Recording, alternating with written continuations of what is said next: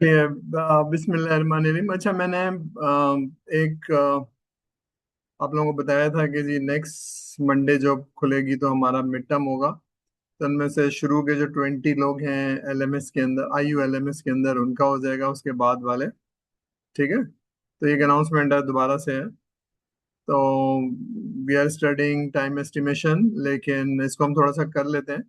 लेकिन if you have a challenge, आप कोई चीज़ टॉपिक रिपीट करना चाहते हैं, कोई चीज़ पूछना चाहते हैं, तो आज हम कर लेंगे। और उसके बाद वाला भी दिन है, लेकिन बिसाइड्स कंप्लीटिंग द कोर्स, अगर आप लोगों को कोई टॉपिक रिवाइज करना है, कोई चीज़ पूछनी है, तो विल डू इट। ठीक है, चलिए बिस्मिल्लाहिर्रहमानिर्रहीम। मैं थोड़ा सा पीछे जा रहा हूँ, हमने क्या पढ़ लिया है और हम क्या पढ़ने जा रहे हैं। Just hold. ठीक है, हमने ये 5 चीजें पढ़ ली थी। जब आपको कोई प्रोजेक्ट का शेड्यूल बनाना है तो अ,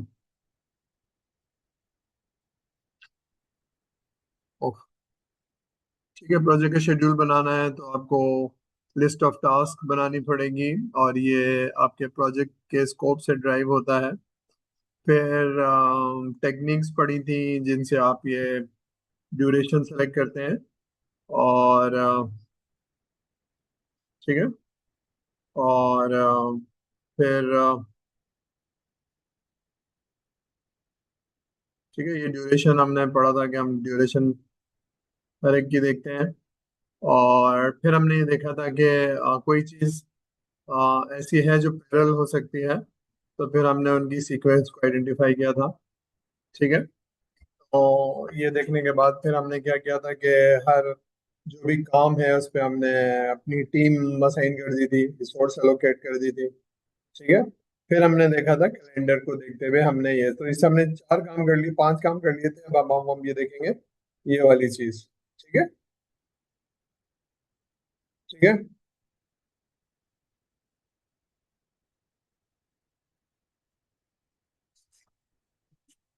ठीक है, सारे लोगों को आवाज आ रही है, सारे लोगों को स्क्रीन नजर आ रही है। Yes sir. ठीक है, तो आज any question from the previous, उसमें अगर कोई चीज समझ में नहीं आ रही, हम छठे में जाएंगे और फिर एक केस स्टडी देखेंगे। जो थ्योरी आपने पढ़ी है उसको हम समझने की कोशिश करेंगे कि जो हमने पढ़ा है उसकी प्रैक्टिकल एग्जाम्पल क्या है। ये आज का एजेंडा है। लेकिन अगर ये करने के बाद फिर अगर आप कहते हैं कि सर ये वाला टॉपिक दोबारा से रिवाइज कर लें, तो विल डू इट। ठीक है, तो मैं आगे जा रहा हूँ। ठीक है, अगर आपको याद हो डिफाइन एक्टिविटीज, अब फिर ये सब हमने पढ़ लिया था। ठीक है, थोड़ा सा आगे जाऊँ। थोड़ा मैंने दरख्वास्त की थी कि आप लोग जो है एजाइल को और स्क्रम को अच्छी तरह से पढ़ लीजिए। यहाँ से हम शुरू करेंगे आज। ठीक है, एक प्लान बन गया है, अब हम मॉनिटर एंड कंट्रोल कर रहे हैं। तो मैं यहाँ से जरा होल्ड करके आपको एक एग्जाम्पल दिखा रहा हूँ कि हमने क्या काम कर लिया है और हम प्रोजेक्ट को एग्जीक्यूट करने जा रहे हैं। तो हमने क्या काम कर लिया है, just hold on, let me share the word file.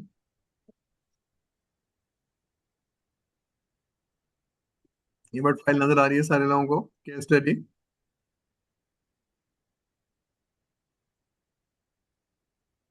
और ये ठीक है, ओके, थैंक यू। अभी देखिए, हमने जो अभी 5 स्टेप्स किए हैं, हमने एक हॉस्पिटल सिस्टम का प्रोजेक्ट शेड्यूल बनाया है। ठीक है, इसका हॉस्पिटल मैनेजमेंट सिस्टम का, कराची का एक हॉस्पिटल है जिसमें ये साइज है। ठीक है, कॉन्टेक्स्ट कहते हैं प्रोजेक्ट की एनवायरनमेंट को, यानी छोटा हॉस्पिटल है, बड़ा हॉस्पिटल है, उनकी मैनेजमेंट कैसी है, दैट इज कॉन्टेक्स्ट। बाद में बात करूंगा। ठीक है, तो खाली प्रोजेक्ट नहीं होता है, उसका कल्चर, उसका साइज और ये सारी चीजें होती है। तो एज्यूम कर लीजिए ये है। ठीक है, और ये हमारा अजम्पशन है अभी जो हम लेके चल रहे हैं। हमारे पास 6 लोगों की टीम है। आप कहते नहीं सर बड़ी कर लें, तो बड़ी कर लेंगे। एक प्रोजेक्ट मैनेजर है, 3 डेवलपर्स हैं, एक टेस्ट इंजीनियर है और एक यूआई है। बहुत ही छोटी सी टीम है। ठीक है, और हम 8 घंटे नहीं काम करते हैं। हमारे पास पेयर टाइम भी होता है, लंच भी होता है। कराची में इलेक्ट्रिसिटी भी जाती है, तो इफेक्टिवली यूपीएस ऑन करने में, बंद करने में 6 घंटे लगते हैं, 1 घंटा खाने में और नमाज पढ़ने में, और 1 घंटा वैसे बातें करने में, गप्पे मारने में ज़ाया हो जाता है। स्प्रिंट की ड्यूरेशन जो है वो 1 वीक की नहीं है, 2 वीक की है, और सैटरडे संडे ऑफ है, तो ये है, ठीक है। लेकिन हम जो भी टाइम एस्टिमेट करेंगे उसमें बजट रखेंगे, उसमें हम, सॉरी, बफर रखेंगे, बजट कह रहा हूँ, माई अपॉलजी, के दरमियान में रमजान आएगा, ईद आएगी, तो हम कह रहे हैं कि जो भी टाइम है उसमें हम 20% बढ़ा देंगे। गलती हो सकती है, अगर आपकी एस्टिमेशन बहुत अच्छी है तो आप कहेंगे 10%, थोड़ी अच्छी नहीं है तो आप कहेंगे 15%, लेकिन अगर आप रिस्क नहीं लेना चाहते हैं तो आप कहते हैं कि जनाब हम 20% अपनी एफर्ट पे टाइम लगाएंगे। उन लोगों के बारे में पता नहीं है, लेकिन जो टाइम है उसमें हम 10% 15% कर लेंगे। इस मेथडोलॉजी के साथ प्रोजेक्ट मैनेजर जा रहा है। ठीक है, अब हॉस्पिटल की चीजों को उसने डिवाइड कर लिया है। प्रोजेक्ट इनिशिएशन 1.1, 1.2, 1.3, ये काम है, ये इसकी मेन डेज है। मेन डेज भी कहते हैं, पर्सन वीक, पर्सन डेज भी कहते हैं। ठीक है, असल में man days is more man. ठीक है, तो इसमें एस्टिमेशन टेक्निक्स ही है, उसकी रीजनिंग ये है, तो पढ़ाने के लिए ना, तो समझिए ये प्रोजेक्ट इनिशिएशन है, फिर आर्किटेक्ट है, फिर आपने कोर मॉड्यूल की डेवलपमेंट के लिए इसके लिए 12 दिन रखे हैं, इसके लिए 10 दिन रखे हैं, इसके लिए इतने दिन रखे हैं, ये सबसे बड़ा है।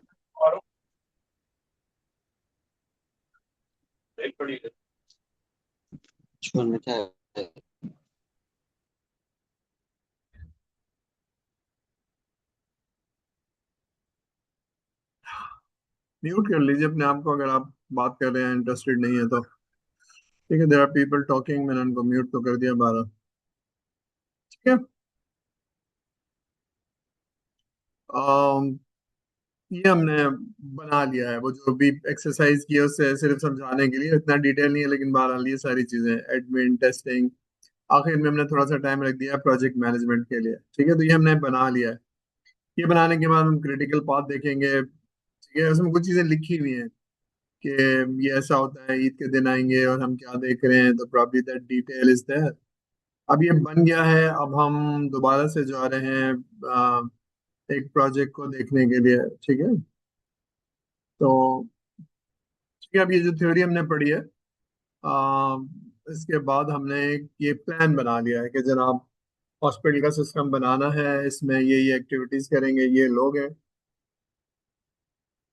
ठीक है, एक्टिविटीज में कोई चीज रह गई तो वो प्लान में रह जाएगी, तो बहुत डिटेल डिस्कशन करने के बाद एक्टिविटीज बनाई है जो उसके स्कोप से ड्राइव हो रही हैं। कितने मॉड्यूल बनाने हैं, 4 बनाने हैं, 2 बनाने हैं, उससे लिस्ट ऑफ टास्क आ गया है, फिर हम अपना काम शुरू कर रहे हैं, और हमने टीम असाइन कर दी है जो हमें मिल गई है, और हम प्रोजेक्ट शुरू करने वाले हैं 20 दिन बाद। तो 20 दिन बाद प्रोजेक्ट शुरू हो गया, तो हम क्या करेंगे, देखिए, पहली चीज क्या करेंगे, प्रोजेक्ट का स्टेटस हर एक हफ्ते के बाद में देखूंगा। ठीक है, तो project status report every Wednesday हम देखेंगे, जो भी आपकी वो है, तो मैं देखूंगा इस हफ्ते में क्या काम दिया था और आपकी परफॉर्मेंस क्या है। प्लान शेड्यूल क्या था, ये नंबर 2 लाइन। ठीक है।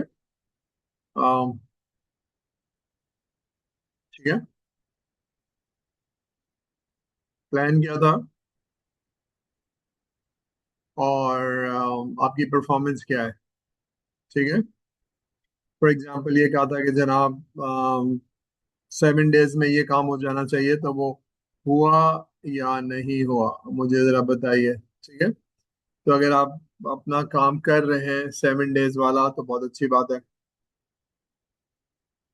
अगर आप नहीं कर रहे हैं तो वजह पूछी जाएगी। ठीक है, और अगर कोई जेन्युइन रीजन है, जनाब बारिश हो गई थी, बिजली चली गई थी, या आदमी नहीं आया था, तो फिर आप उसको कॉम्पनसेट करेंगे। लेकिन अगर ऐसा नहीं था तो फिर आपसे पूछा जाएगा, रेप्रीमांड होगा आपका। ठीक है, तो ये है, अब आपकी परफॉर्मेंस आपसे ही पूछ के रखी गई थी। ठीक है।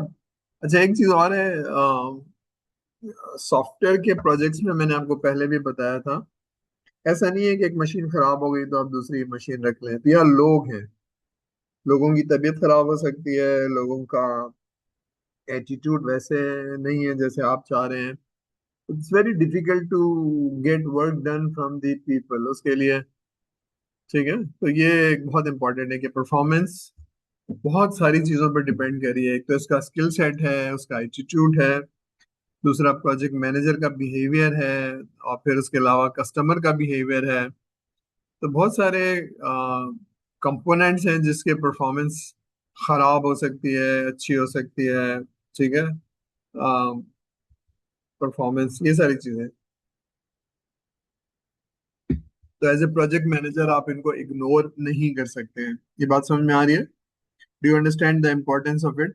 It is not a civil engineering project कि ये खोदने वाली मशीन खराब हो गई है तो कोई बात नहीं, कल दूसरी ले आओ।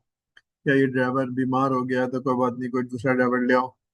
आपकी टीम में जो फैक्ट्री है, दैट्स ऑल पीपल। मैं इसलिए कह रहा हूँ कि मैं इस एक्सपीरियंस से मैं गुजरा हूँ, तो मुझे मालूम है कि this is very very important. और आपको भी समझना होगा कि ये ऐसा नहीं है कि प्लान बना लिया आप। जो लोग एफआईपी कर रहे हैं उनको मालूम होगा कि एक एफआईपी बना तो लिया था, लेकिन वो इंडिविजुअल, यानी 4 लोगों की टीमों में आपको चैलेंज आ रहा है। फिर अगर 40 हो और अगर 150 हो तो ये चैलेंज और बड़ा हो जाएगा। ठीक है, यहाँ तक क्लियर है? Make sense? क्लियर हो रही है बात? समझ में आ रही है सबको? Do you understand the importance of people? ठीक है, ओके, थैंक यू। अब आप लोगों को भी देख रहे हैं, लेकिन आप ये देख रहे हैं कि जनाब आपने प्लान क्या किया था?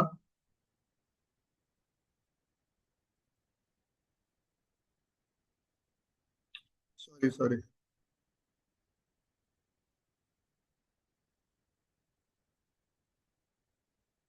चलिए, फॉर सम रीजन ये।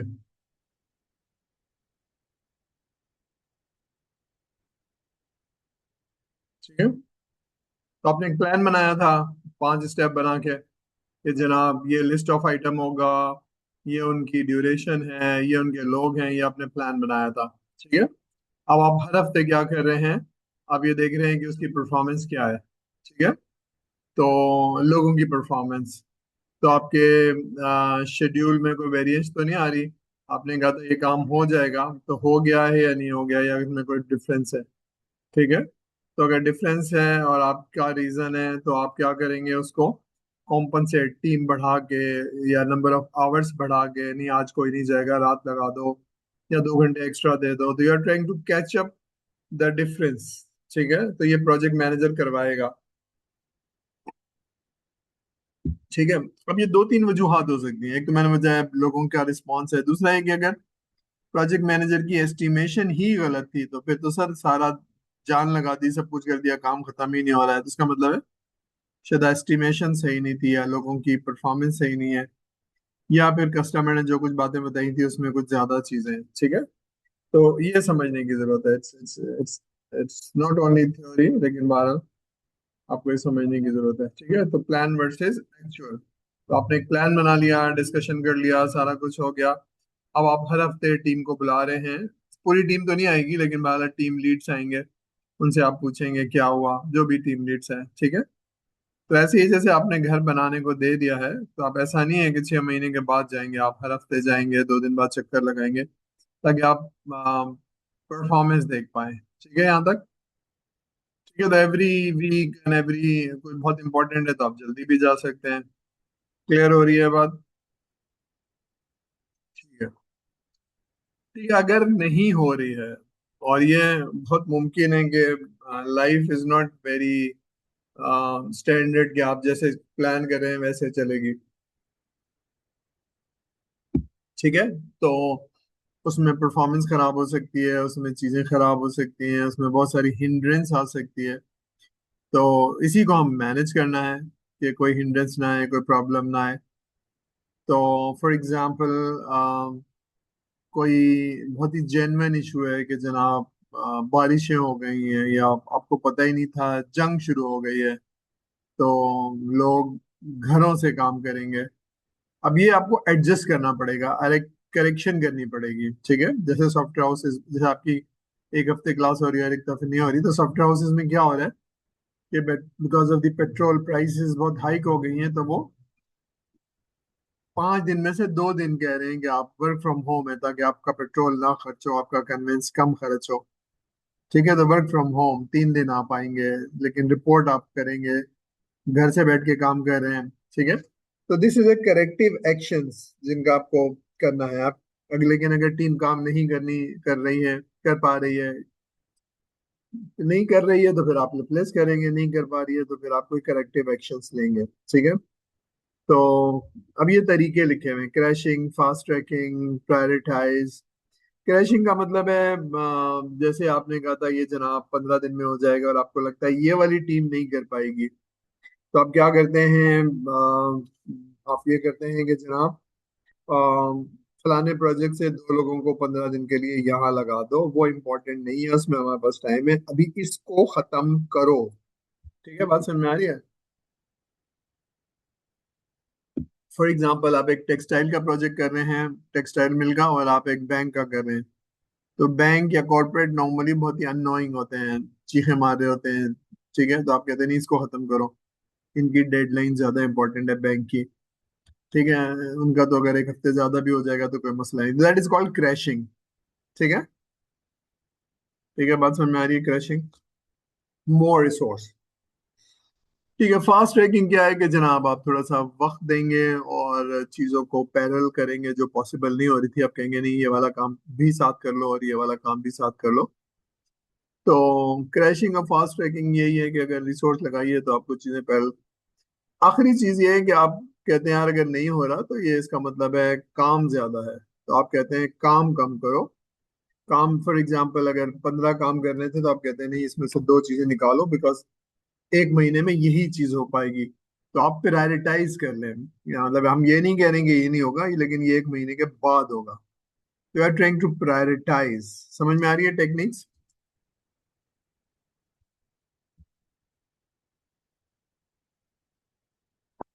ठीक है। डेवलपमेंट में ज्यादा टाइम लग गया, तो और जो भी वजूहत थी, इनएक्सपीरियंस था, ये सारा कुछ था, लेकिन आप कह रहे हैं यार टेस्टिंग इसको 3 दिन में करके देनी है, तो हमने एक हफ्ता रखा था, लेकिन अब ये सारे लोगों को अलग अलग कर लो और ये वाला स्क्रीन इनको दे दो, इनको दे दो, 3-4 दिन में करके दो मुझे, तो आई नीड मोर टेस्टर, तो मुझे 2 टेस्टर और चाहिए, टेस्ट इंजीनियर्स। ठीक है, ये सारी टेक्निक्स हैं कि आप मॉनिटर कर रहे हैं और प्रोजेक्ट जो आपको लगता है आगे जा रहा है तो आप कहते हैं जरा करेक्टिव एक्शंस ले लो। ठीक है, ये सारी थ्योरी नहीं है, ये आप एज्यूम करिए एज ए प्रोजेक्ट मैनेजर आप बैठे हुए हैं, आपने एक प्लान बनाया है और वो काफी जगहों पर सही चल रहा है लेकिन कुछ जगहों पर सही नहीं चल रहा है, तो you take corrective actions. Corrective actions का मतलब है आपने रिसोर्स ज्यादा लगा दी है, या आपने काम को प्रायोरिटाइज कर दिया है कि भाई कर देंगे लेकिन नॉट नाउ, अभी जो हाई प्रायोरिटी काम है वो हमें बता दें ताकि वो हम खत्म कर लें। ठीक है, यहाँ तक क्लियर है? कोई मुश्किल तो नहीं हो रही? Does not align with your logic? Make sense यहाँ तक स्टूडेंट्स? Make sense? ठीक है। ठीक है, अब मैं जब बता रहा हूँ तो क्योंकि आप मेरे सामने नहीं हैं, कोई भी अनम्यूट करके सवाल कर सकता है कि सर ये चीज समझ में नहीं आ रही है, तो आई ट्राई टू एक्सप्लेन। ठीक है। अब अ, कैसे मैनेज करेंगे चेंज को? फॉर एग्जांपल आप सॉफ्टवेयर बना रहे थे और फॉर एग्जांपल एक बैंक का सॉफ्टवेयर बना रहे थे, तो जो जो पॉलिसीज थी वो बता दी गई थी, आप बना रहे थे। फिर गवर्नमेंट ने कोई चीज चेंज की तो स्टेट बैंक ने एक नोटिस जारी कर दिया कि आइंदा से आप ये कर सकते हैं और ये आपको टैक्स लगेगा। अब जब आप सॉफ्टवेयर बना रहे थे उस वक्त कोई चेंज आ गई है and that is very mandatory, वरना जो आप सॉफ्टवेयर बना रहे हैं उसमें वो चीज अकोमोडेट नहीं होगी, तब आपको चेंज करना है। The point is during development आपको ये पता चला है कि आपको ये स्टेट बैंक की रेगुलेशन आ गई और आपको चेंज करना है। अब आप क्या करेंगे? क्या करेंगे जनाब? ये 3 चीजें करेंगे। पहला काम ये करेंगे कि जो स्क्रीन बना रहे थे या जो भी सॉफ्टवेयर बना रहे थे, इसको अगर आपने इंक्लूड करना है तो 2 दिन का इम्पैक्ट है या 2 हफ्तों का इम्पैक्ट है, या ये सर सारी चीजों पे इम्पैक्ट करेगा, इसको रोक लें। तो यू इवेलुएट द इम्पैक्ट। ठीक है। कोई बहुत ही इंटीग्रेटेड खतरनाक सी चीजें तो आप कहते हैं रुक जाइए, अभी इसको नहीं करिए, पहले ही हम डेवलप कर लें, उसकी फंक्शनैलिटी टेस्ट कर लें, फिर हम चेक करेंगे। तो यू एवेलुएट, उसमें वो जो टीम होती है वो देखती है कि सर ये चीजें मुझे समझ लेनी दीजिए, क्या कह रहा है आपका रेगुलेशन, और फिर हम देखते हैं। अब वो एवेलुएट करने के बाद फॉर एग्जांपल वो 2 दिन की है, तो आप कहते हैं कर लो, अप्रूव कर दिया, ठीक है। और वो कौन करता है? वो आप सिर्फ बताते हैं कि इतने दिन लगेंगे और इसमें इतनी मैन आवर्स लगेंगे, अप्रूव आप नहीं करते हैं। वो चेंज कंट्रोल बोर्ड होता है, यानी उसमें उनके 2 सीनियर लोग होते हैं, आपके 2 सीनियर लोग होते हैं, ठीक है। या तो अप्रूव होता है, या रिजेक्ट होता है, या डेफर हो जाता है। अच्छा, ये डेफर वाली चीज बहुत कॉमन है। अभी नहीं, अभी ये काम कर रहे हैं, अभी मुझे कर लेने दो, फिर मैं आपको 15 दिन बाद ये कर दूंगा। तो आप उसकी चेंज, तो चेंज अगर आ गई है, पहले तो आप उसको कोशिश करते हैं बाद में करने की, ठीक है। अगर अप्रूव हो गई है तो फिर आप अपना शेड्यूल चेंज करते हैं, ठीक है। क्लियर है यहाँ तक? कोई प्रॉब्लम तो नहीं है? बात समझ में आ रही है? ठीक है। Yes evaluate, sir. जी एवेलुएट करते हैं, अप्रूव करते हैं, और अगर शेड्यूल अपडेट नहीं किया तो फिर वो चीखें मार रहा होगा कि जनाब काम देर हो गया। आप बताएंगे ना, ये आपने एक्स्ट्रा चीज बताई थी, इसमें 10 दिन लग रहे हैं, तो प्रोजेक्ट 10 दिन बाद मिलेगा। तो everybody, every stakeholder knows it कि जनाब ये 10 दिन बाद मिलेगा, तो यू डू इट, ठीक है। तो पहली चीज आपने प्रोग्रेस, आपने एक शेड्यूल बना लिया, फिर आप मॉनिटर कर रहे हैं। मॉनिटर करते हुए बताया कि चेंज आ रही है, तो आप उसके इम्पैक्ट को देखते हैं और उसको शेड्यूल अपडेट कर देते हैं, ठीक है। इसको देखते हैं, ये वही डायग्राम है जो हम काफी दिनों से पढ़ रहे हैं। मैं आपको पढ़ाता हूँ आउटपुट से, फिर tools and techniques and then input. तो हमें परफॉर्मेंस देखनी है। फॉर एग्जांपल, मैं जो मॉड्यूल बना रहा हूँ उसमें 10 लोग हैं, तो 10 लोगों की मैं परफॉर्मेंस देख रहा हूँ कि जनाब ठीक है नहीं ठीक है। एज्यूम करिए कि 10 लोगों में से 8 लोगों की परफॉर्मेंस ठीक है, वो अपना काम वक्त पे कर लेते हैं, 1 घंटा आगे 1 घंटा पीछे। लेकिन 2 लोगों से काम नहीं हो रहा है, एक हफ्ते पहले जो काम दिया था उसमें से मेजर टास्क वो नहीं कर पाए, ठीक है। अब ये परफॉर्मेंस है, ठीक है। अभी कैसे होगी? ये ऐसे होगी। आप प्रोजेक्ट मैनेजमेंट के टूल में उनकी परफॉर्मेंस देख रहे हैं, और आप उनकी टाइम देख रहे हैं कि जनाब उस पर कोई लीड और लैग है कि नहीं है। अगर 2 दिन ज्यादा थे तो वो 2 दिन ज्यादा भी दे दिए, फिर भी वो नहीं कर पा रहा है, ठीक है। ये प्रोजेक्ट मैनेजमेंट के जो टूल होते हैं ना, MS प्रोजेक्ट या प्राइमा वगैरह, या एक्सेल शीट से भी देख सकते हैं, तो ये प्रोजेक्ट मैनेजमेंट का टूल है। अब आप, मैंने देखा कि मैं हर हफ्ते मीटिंग कर रहा हूँ और लोगों से प्रोग्रेस पूछ रहा हूँ, ठीक है। तो बेस लाइन क्या थी, यानी इन पे 10 दिन में क्या काम कर लेना चाहिए था और उन्होंने क्या किया, ये आया मेरे पास। मैंने इसको एनालाइज किया और पता चला ये 2 लोग जो है परफॉर्म नहीं कर रहे। तो कॉमन सेंस क्या कहता है डियर प्रोजेक्ट मैनेजर्स, क्या करेंगे अगर 2 लोग काम नहीं कर रहे हैं तो? अच्छा, ये मुझे नोटिस दे रहा है कि जनाब थोड़ा सा वक्त रह गया, तो जब आपको कर देगा तो रिबूट, मतलब उसी उस पे दोबारा से लॉग इन कर लेंगे, ठीक है। कह रहे हैं कि 7-8 मिनट रह गए, ठीक है। अब आंसर, हमने एक शेड्यूल बनाया है, और ये शेड्यूल बना हुआ है, ये शेड्यूल बेस लाइन है। बेस लाइन का मतलब याद है किसी को? एनीबडी? किसी को याद है बेस लाइन शेड्यूल क्या चीज होती है? तो बताएगा सर को। जी, इतने सारे लोगों में से कोई चैंपियन बताएगा कि सर ये होता है?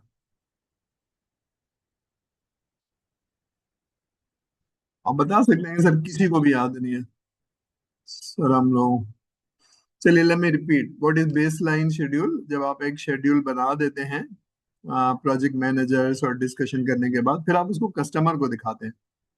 कस्टमर उसमें मीन मीख निकालता है, कहता है ये नहीं, इसको पहले कर लो, इसको बाद में कर लो। अब उसने देख लिया है, रिव्यू कर लिया है, और वो एग्रीमेंट हो गया है, ठीक है। तो एग्रीमेंट के बाद that is called base line, ठीक है। कोई भी चीज, जैसे अगर SRS बनाई है, उसको रिव्यू हो गई है, उस पर चेंज आ गई है, और एग्रीमेंट आ गया, that is called base line. यानी इसका मतलब है सारे लोगों ने देख लिया है, उस पर एग्रीमेंट आ गया। ऐसा नहीं कि मैंने बनाया था और मैं ही लेके चल रहा हूँ, ठीक है। तो that is a base line. अब उसकी परफॉर्मेंस सही होनी चाहिए सारे स्टेक होल्डर्स की। ठीक है, तो ये बेस लाइन है। अब आपने, टीम ने एग्री किया था ना कि हम करके देंगे, तब आप करके देंगे। ठीक है, चलिए, तो ये है। ठीक है, एनी क्वेश्चन, एनीथिंग मुश्किल लग रही है तो हम जरा आगे जाएंगे। अभी एक प्रैक्टिस एक्सरसाइज है, इसको जरा देख लीजिए। मैं होल्ड कर रहा हूँ, pausing the recording. This meeting is being recorded. Okay, Abdul Aziz. Present sir. Okay, Abdul Gafoor. Abdul Gafoor. Present sir. Abdullah. Present sir. कौन से वाले अब्दुल्ला हैं ये? 177। नहीं सर, 62057। ओके, ठीक है। Ali Ahmed. Present sir. Ali Khalid. Ali Khalid. Aliza Fatima. ELISA.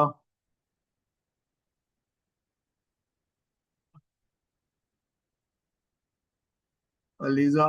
आपका स्पीकर नहीं चल रहा है, खैरियत तो है? ऐसे तो नहीं आपकी जगह कोई और बैठा हुआ है? Anusha. Present. Asim. Asim Asif. Present sir. Feroz Khan. Feroz Khan. Fiza Salim.